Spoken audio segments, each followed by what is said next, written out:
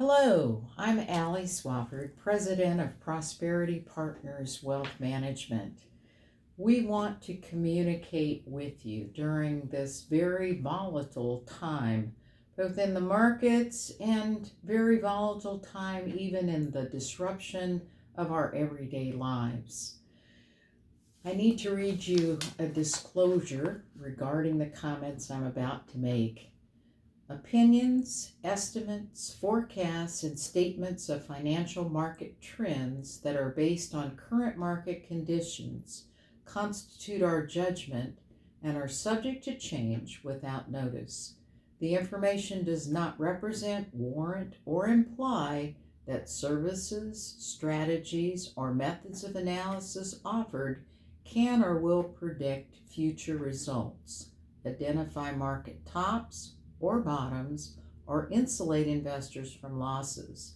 The information presented has been obtained from sources believed reliable, but is not guaranteed.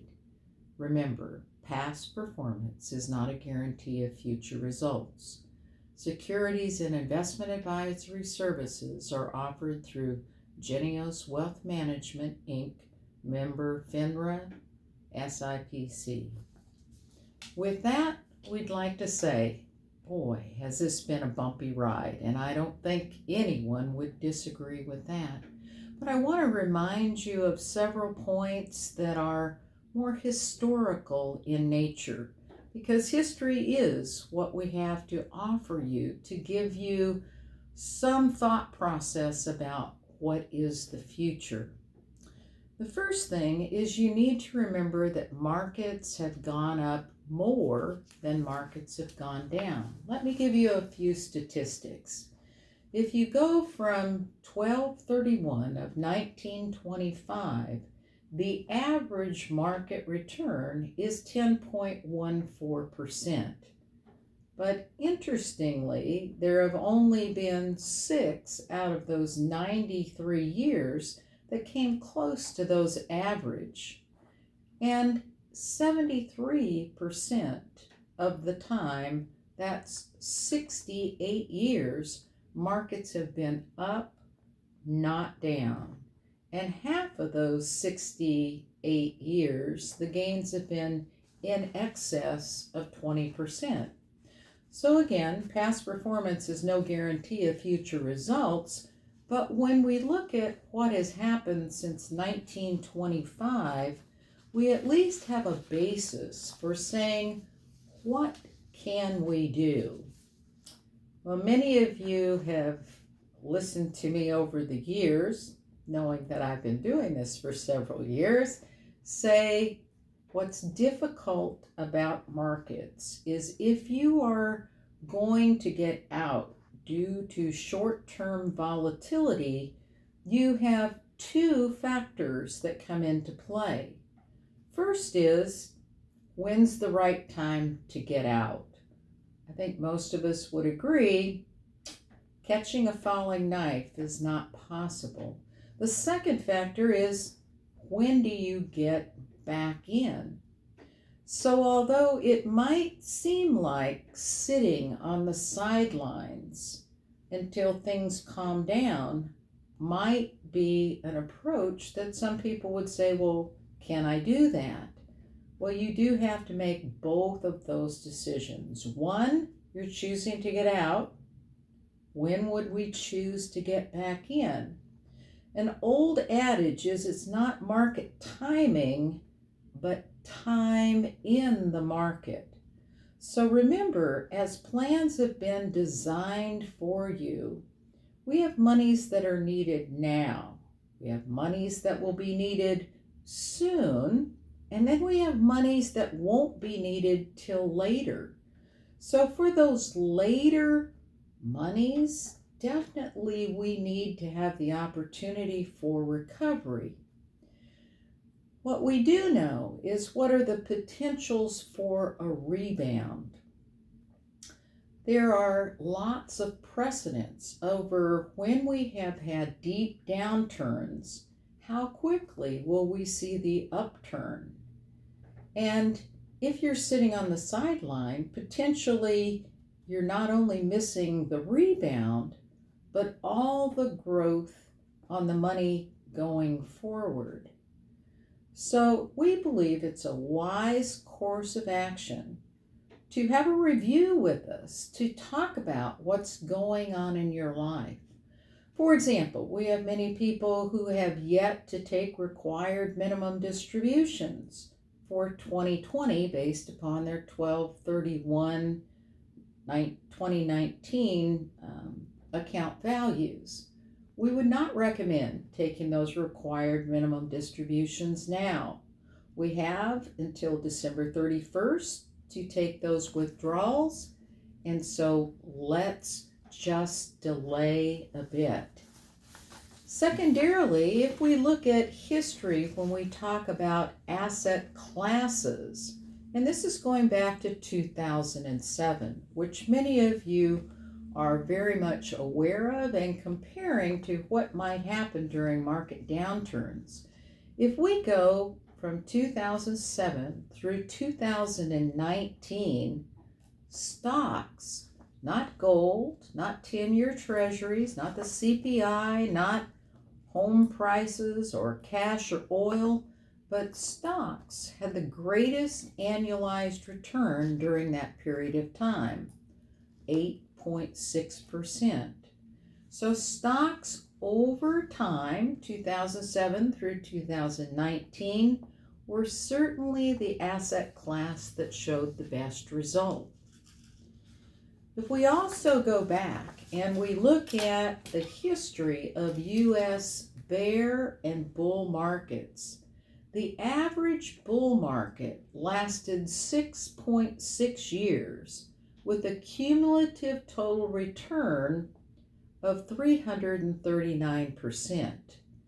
The average bear market period lasted 1.3 years with an average cumulative loss of negative 38%.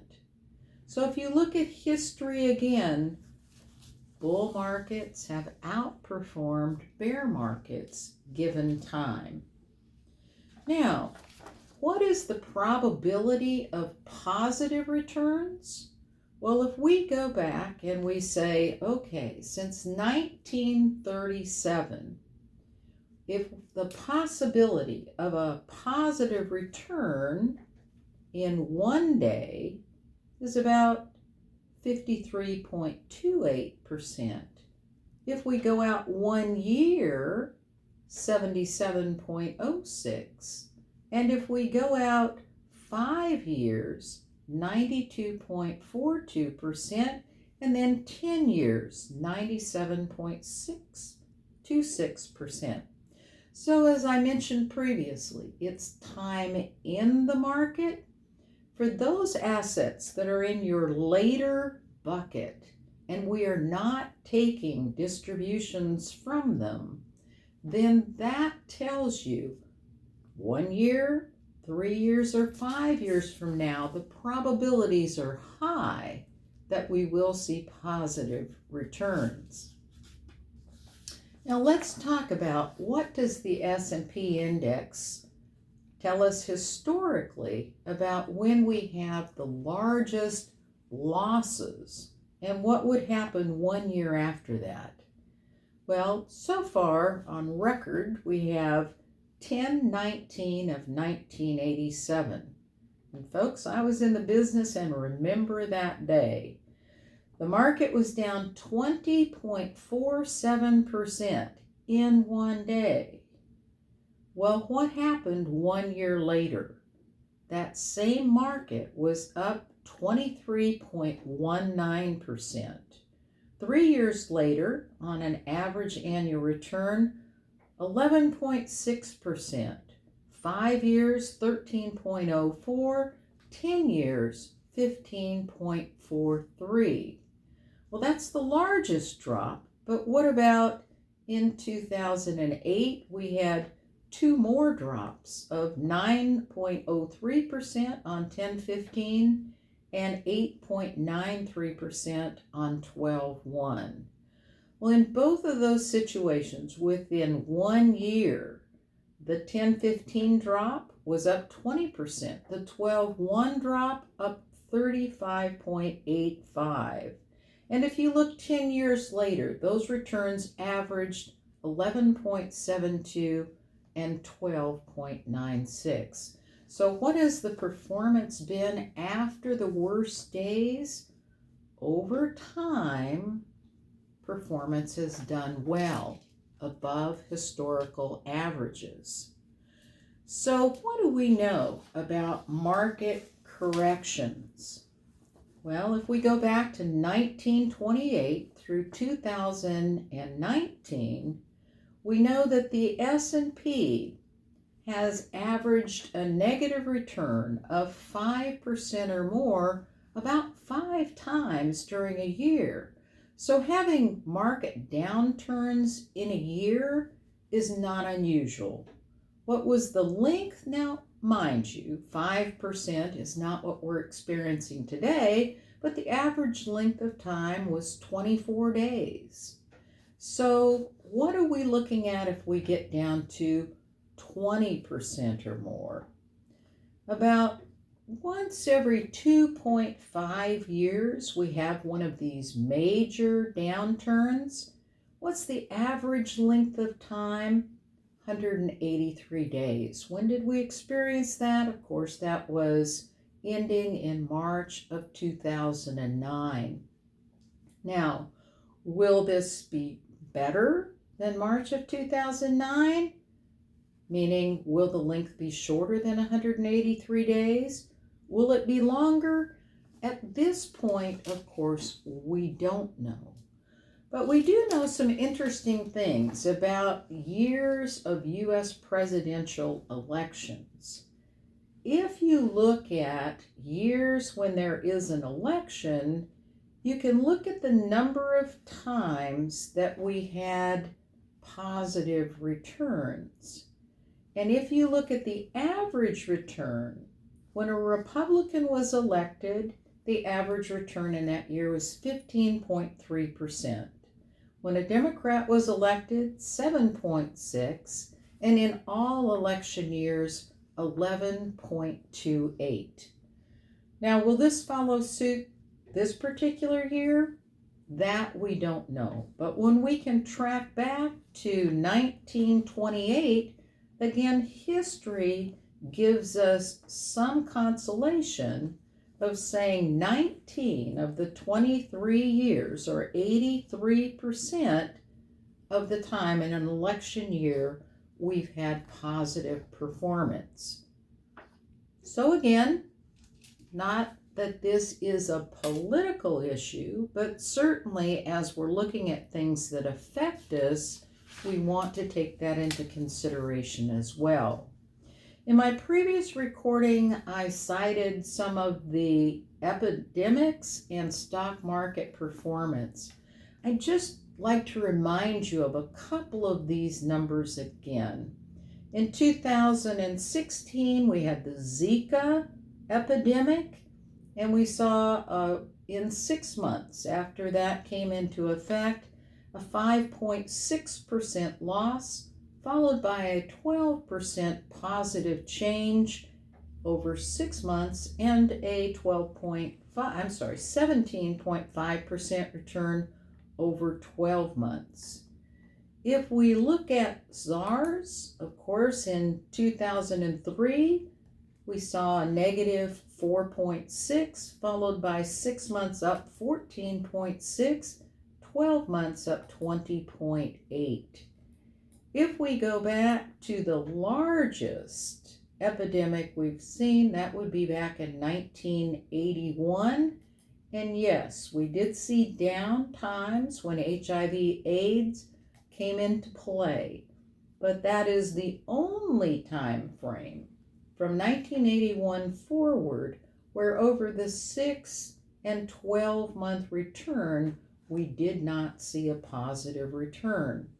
So remember a few of the positives. Certainly some have been only 5%, but we've seen some of those returns up as much as 26.3%.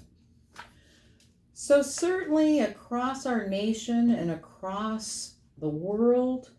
We're seeing offices closed, streets empty, but life as we know it will come back. Disruptions are temporary. At some point, the virus will reach its peak and then begin to recede. Similarly, these social distancing measures, which we're all practicing, are unsettling, but they're only temporary. Our children and grandchildren will once again return to school, and adults will return to work. Air travel will resume, cruise ships will set sail again, and the U.S. economy, which is by far the most flexible and resilient in the world, will recover.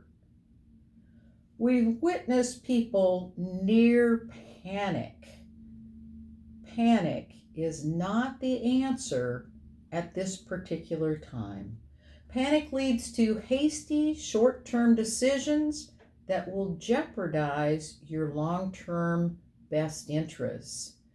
If you have concerns, if you would like to talk to one of our advisors, if you would like to just hear some of the information that we are receiving and monitoring and communicating, please feel free to reach out to Prosperity Partners either by phone, and that's area code 865-690-0049, or by email, info@prosperitypartnerswm.com.